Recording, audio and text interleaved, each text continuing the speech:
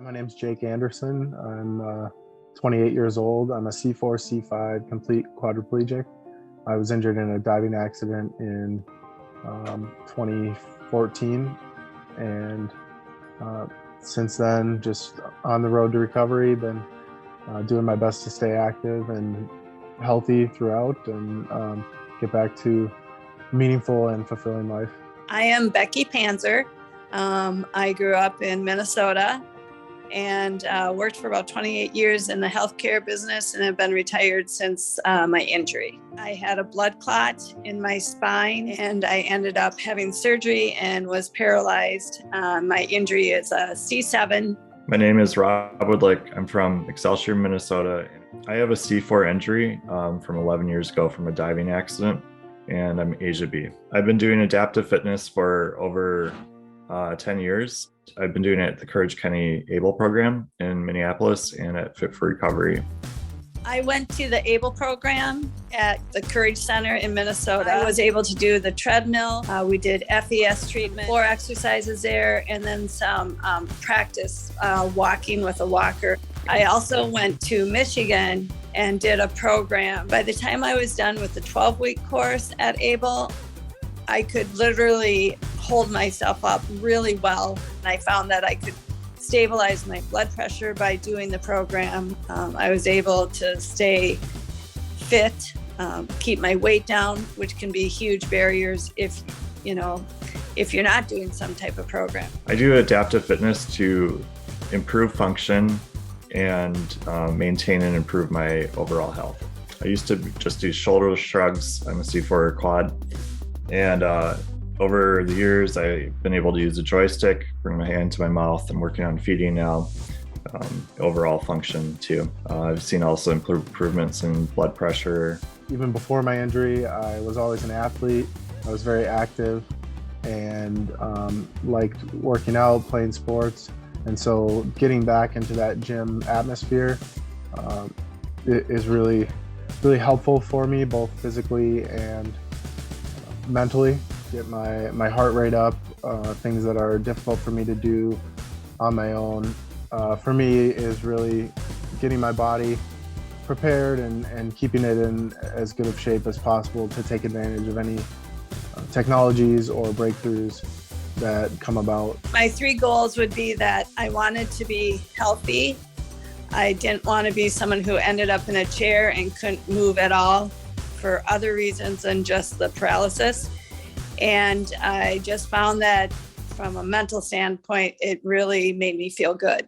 Some of the biggest barriers for me are time and money. When the COVID pandemic hit, I started getting pressure sores on my feet, and I attribute maybe some of that to not working out, not having the same circulation that I would have when I was doing adaptive fitness. The first time that I did the program, I got a scholarship. So that was awesome. The second time I paid out of pocket and I just couldn't afford to maintain that type of cost. So I had to give it up. I think the biggest barriers for exercise programs for people with spinal cord injuries is the insurance companies call it exercise instead of preventive. We have to help insurance companies with a different mindset to make stuff more accessible that way also.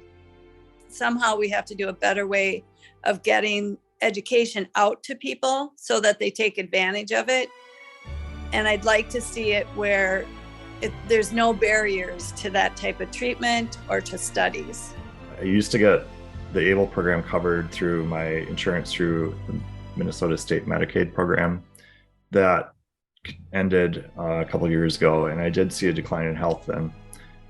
Started getting more kidney stones, going to the hospital once, twice a year. Yeah, I think access to activity-based therapy is extremely important.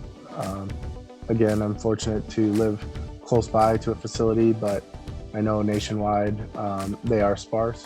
To be successful, it has to be a full-time commitment with spinal cord treatment. Activity-based therapy has definitely been worth it for me. I think I could say that about just about every session, either at home or in the gym that I've done. Overall, adaptive fitness has been a really good experience. I'd keep it going, and I don't regret it. I would absolutely be doing it as much as I could, as often as I could. I've gained that sense of being back in a gym atmosphere, getting my body moving, setting goals for myself. And then one of the tests that they always did at ABLE was how far you could reach out. And by the end of the program, I could literally reach all the way out front of me without holding on. Fortunate to have a place nearby and people to help out a lot of the time, which allows me to do the adaptive fitness. So I felt like it was really important in the value that it gave, additional Quite a strength. bit of sense of both accomplishment and just staying healthy and ready for the future. They're not out there just to see if we can walk. They're out there to promote health and to promote movement for our body.